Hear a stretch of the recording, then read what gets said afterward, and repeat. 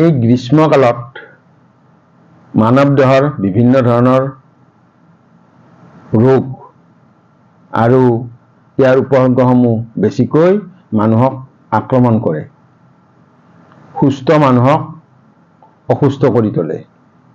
ইয়াৰ লগে লগে আমাৰ যি 5টা ইন্দ্ৰিয়, চকু, তাৰ ওপৰতো এই গ্ৰীষ্মকালত বহুত বেমাৰে আক্ৰমণ কৰে।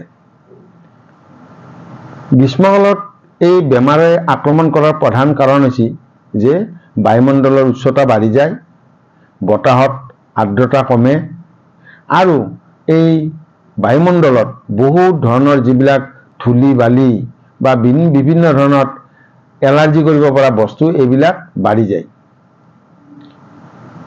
আপোনালোকে প্ৰত্যেকেই জানেই যে গ্ৰীষ্মকালত চকুত এই ঠিক জুলাই লাষ্ট পিনে বা আগষ্ট মাহৰ প্ৰথম ভাগত যোৱা বছৰো হৈছিল যে চকুৰ এটা আই ফ্লু বুলি বেমাৰ হয়।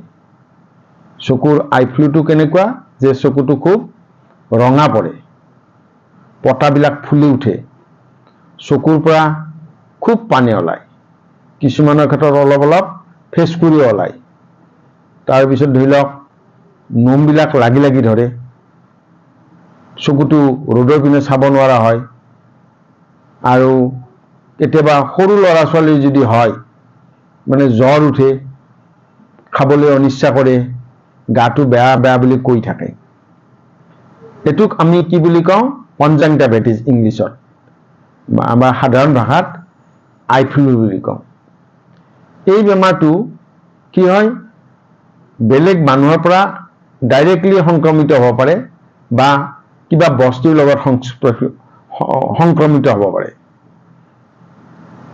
ধৰি লওক তেওঁ ব্যৱহাৰ কৰা টাৱেল, গামোচা, তাৰোপৰি ব্যৱহাৰ কৰা গাৰু, বিচনা কাপোৰ বা একে কলম কাগজ এইবিলাক লাৰিলেও এজনৰ পৰা আনজনলৈ সুচৰিব পাৰে। গতিকে কি কৰিব লাগে? এইবিলাক ক্ষেত্ৰত আমি কি কৰিব লাগে যে এই যিটো আই ফ্লু বুলি বেমাৰ হয়, সেই আই ফ্লুটোৰ মূল কাৰণ হৈছে বেক্টেৰিয়া বা ভাইৰাছ।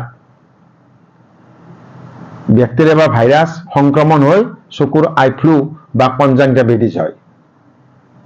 আমি কি কৰিব লাগে যে হোৱাৰ লগে লগে অলপ পৰিষ্কাৰ কাপোৰেৰে বা অলপ তুলাৰে এইটো ৱাইপ কৰিব লাগে, চাফ কৰি দিব লাগে আৰু বেলেগৰ ওচৰত যাতে বিয়পি নাযায় সেইকাৰণে যাৰ এই আই ফ্লু বা এই কনজাংটাইভাইটিছ হৈছে তাৰ পৰা পাৰিলে আঁতৰত থাকিব পাৰিলে ভাল। সেইকাৰণে তেওঁ ব্যৱহাৰ কৰা বস্তু বাহানিবিলাক বা একেলগে শোৱা বিচনাখন বা একে ব্যৱহাৰ কৰা বস্তুবিলাক একেটা পুখুৰীত ধোৱা পানী বা একেটা মগেৰে ধোৱা পানী এভইড কৰিব লাগে, ব্যৱহাৰ কৰিব নালাগে। আমি কি কৰিব লাগে যে চাফ চিকুণকৈ থাকিব লাগে। ল'ৰা ছোৱালীবিলাকে বা যাৰ এই আই ফ্লু হয় সি ঘনাই ঘনাই চাবোনেৰে হাতখন ধুব লাগে, ধুই পেলাই আমাৰ যিটো আজিকালি ব্যৱহাৰ কৰে হাতত চেনিটাইজ, সেই চেনিটাইজ হাতত দিব লাগে। তাৰোপৰি যদি বেক্টেৰিয়েল বা ভাইৰেল হৈছে তেতিয়া সেই অনুপাতে চিকিৎসকৰ পৰামৰ্শ মতে চকুত ড্ৰপ দিব লাগে। ল'ৰা ছোৱালীৰ এইটো হ'লে ল'ৰা ছোৱালীবিলাক দুৰ্বল হৈ যায়, খাবলৈ অনিচ্ছা কৰে, কেতিয়াবা চকুৰ মণিত ঘাও হ'ব পাৰে। সেইকাৰণে সৰু ল'ৰা ছোৱালী হ'লে কি কৰিব লাগে, তাহাঁতক খোৱাত বৰ গুৰুত্ব দিব লাগে, যাতে উপযুক্তভাৱে খানাটো খাই থাকে। সেউজীয়া শাক পাচলি, ধৰি লওক বিভিন্ন ধৰণৰ ফল মূল আৰু পানীজাতীয় বস্তু বহুত খুৱাব লাগে। পাৰিলে ৰ'দত ঘূৰি থাকিব দিয়াৰ সলনি ছাঁ অঞ্চলত থাকিব লাগে। যিহেতু জুলাই মাহটো গৰম বন্ধৰ দিন বা এই বেমাৰটো জুলাই বা আগষ্টত বেছিকৈ হয়, সেইকাৰণে ল'ৰা ছোৱালীবিলাকক অলপ গৰমৰ পৰা আঁতৰাই ৰাখিব লাগে। এই মই কৈছিলোঁ যে ফল মানে ধৰি লওক যিকোনো ধৰণৰ ফল, তাৰোপৰি আপোনাৰ এই ডাবৰ পানী, এই আমাৰ ধৰি লওক আম, আজিকালি আম ওলাইছে, আনাৰস ওলাইছে, মধুৰি ওলাইছে, কমলা ওলাইছে, আপেল আঙুৰ যিয়ে পাৰে এইবিলাক খোৱাব পাৰিলে বৰ ভাল। আৰু বেছি যদি হয় সদায় চিকিৎসকৰ পৰামৰ্শ ল'ব লাগে। কাৰণ চিকিৎসকৰ পৰামৰ্শ নোলোৱাকে যদি এই বেমাৰটোত আমি অন্ধবিশ্বাসৰ বলি হৈ ঘৰতে কিছুমান ব্যৱহাৰ কৰা গাঁৱলীয়া দৰৱ ব্যৱহাৰ কৰিলে বেমাৰ ভাল হোৱাৰ সলনি হিতে বেছি হ'ব পাৰে। তাৰোপৰি নিজে ফাৰ্মাচীৰ পৰা ঔষধ আনি কিনি চকুত লগাব নালাগে। সদায় চিকিৎসক বা চিকিৎসা কৰ্মীৰ পৰামৰ্শ লৈহে চকুত ঔষধ লগাব লাগে, নহ'লে দৃষ্টিশক্তি হানি হ'ব পাৰে। এইখিনিৰ লগতে এই আই ফ্লুৰ লগতে আৰু এটা বেমাৰ হৈ থাকে এতিয়া, সেইটো হৈছে ড্ৰাই আই। ড্ৰাই আই মানে চকু পানীটো শুকাই যায়। চকুৰ পানীটো শুকাই গ'লে চকুটো খুব খচখচায়, গৰম গৰম ভাৱ লাগে, অলপ অলপ বিষ হয় আৰু কাম কৰিবলৈ অৱসাদ হয়। সেইটোক ড্ৰাই আই বুলি কয়। চকুৰ যিটো পানী থাকে সেই পানীটো কমি যায়। সাধাৰণতে এই বেমাৰটো এই গৰমৰ দিনত বেছিকৈ হয়। গতিকে সেইটো ভালে ৰাখিবলৈ কি কৰিব লাগে, যে পানীজাতীয় বস্তু খুব খাব লাগে আৰু একদম পোনে পোনে বা প্ৰত্যক্ষভাৱে চকুত যাতে সূৰ্যৰ পোহৰ পৰিব নালাগে, পৰিব নোৱাৰে, তাৰ কাৰণে আমি অলপ সাৱধানে বহিব লাগে। তাৰপিছত আৰু এটা কথা আছে, এই জুলাই আগষ্ট মাহত বিশেষকৈ এই গৰমৰ দিনকেইটাত ল'ৰা ছোৱালীৰ বা মানুহৰ এলাৰ্জি খুব হয়। কাৰণ বতাহত বিভিন্ন ধৰণৰ ধূলি বালি লেতেৰা বস্তু উৰি থাকে, বায়ুমণ্ডলৰ আৰ্দ্ৰতাটো কমি যায়, তাৰোপৰি উত্তাপটো বহুত বাঢ়ে। গতিকে আমি যাতে এই গৰমৰ কাৰণে বা এই গ্ৰীষ্মকালৰ কাৰণে চকুটো শুকাই গৈ আমাৰ চকুটোৰ অন্যায় নহয়, তাৰ কাৰণে সাৱধান হ'ব লাগে। তাৰোপৰি এই গৰমৰ দিনত আমি চকুত এটা আল্ট্ৰাভায়োলেট ৰেজ বুলি বস্তু সূৰ্যৰ পৰা আহে। এই ইউভি ৰেজটো আহি ডাইৰেক্টলি চকুৰ কৰ্ণিয়াত আৰু ৰেটিনাত এফেক্ট কৰিব পাৰে। সাধাৰণতে গৰমৰ দিনতে হয়। গতিকে তাৰ কাৰণে আমি কি কৰিব লাগে, গৰমৰ দিনত চকুটোক ঠাণ্ডা কৰি ৰাখিবলৈ, তাৰোপৰি বেমাৰৰ বীজাণু নাহিব মানে আক্ৰমণ যাতে কৰিব নোৱাৰে আৰু ইউভি ৰেজৰ পৰা যাতে আমি অলপ ৰক্ষা কৰোঁ, সেইকাৰণে গগলছ ব্যৱহাৰ কৰিব পাৰোঁ।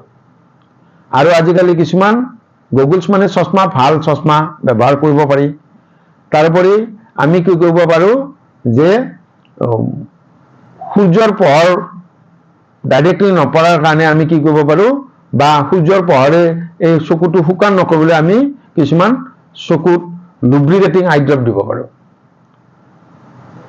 লগতে আমি যথেষ্ট পৰিমাণে আমাৰ ইয়াত পোৱা ফল মূল আৰু খাদ্যত পানীজাতীয় খাদ্য, ধৰি লওক দালি, গাখীৰ বা পানী বা যিকোনো ধৰণৰ ফল মূল যথেষ্ট পৰিমাণে খাব লাগে। এই গৰমৰ দিনত ল'ৰা ছোৱালীবিলাকৰ এটা স্কুল কলেজ বন্ধ হৈ যায়, তেওঁলোকে খুব কম্পিউটাৰ চায়। কম্পিউটাৰ মানে অকল কম্পিউটাৰটোকে কম্পিউটাৰ বুলি নকয়, কম্পিউটাৰত ইয়াত কয় যিবিলাক টিভি, মোবাইল, লেপটপ, এই গেমিং ইলেক্ট্ৰনিক বস্তুবিলাক, এইবিলাকে কি কৰে, চকুৰ অতিমাত্ৰা চালে চকুৰ অলপ অন্যায় কৰিব পাৰে। বিশেষকৈ সৰু ল'ৰা ছোৱালীবিলাকৰ যেতিয়া গৰম বন্ধ হয় তেতিয়া তেওঁলোকে এই মোবাইল খুব চাই থাকে। মোবাইলটো শিকিবলৈ আৰু জ্ঞান আহৰণ কৰিবলৈ বৰ দৰকাৰী, কিন্তু মোবাইলটো যদি এটা নিচা হৈ বেছিকৈ চাই থাকে, সি অন্যায় কৰিব পাৰে। দেহৰ কাৰণে অন্যায় কৰিব পাৰে, চকুৰ কাৰণে অন্যায় কৰিব পাৰে। বিশেষকৈ স্কুল কলেজত পঢ়ি থকা ল'ৰা ছোৱালীবিলাকৰ যিটো গ্ৰোথ, বয়সৰ যিটো গ্ৰোথ, ধৰি লওক 9-10ত বা হাই ছেকেণ্ডেৰীত পঢ়ি থকা ল'ৰা ছোৱালীবিলাকৰ 15 বছৰ 16 বছৰ হয়, তেতিয়ালৈকে তেওঁলোকৰ যিটো গ্ৰোথ সেইটো সম্পূৰ্ণ নহয়। তে মোবাইলৰ যিটো আল্ট্ৰাভায়োলেট ৰেজ, সেইটোৱে চকুৰ অন্যায় কৰিব পাৰে।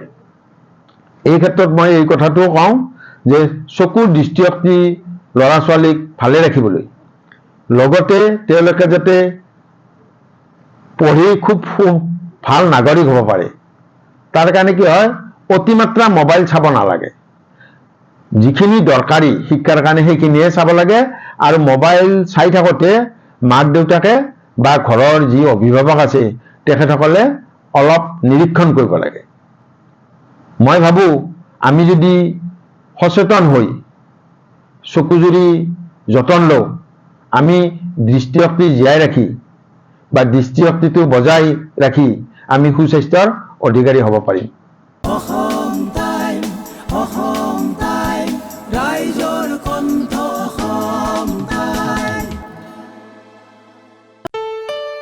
ঘৰত আনন্দ আৰু সম্পৰ্কৰ চমক বজাই ৰাখিবলৈ জৰুৰী হৈছে সকলো আনন্দময় মুহূৰ্তত মৰমৰ উপহাৰ দিয়াটো।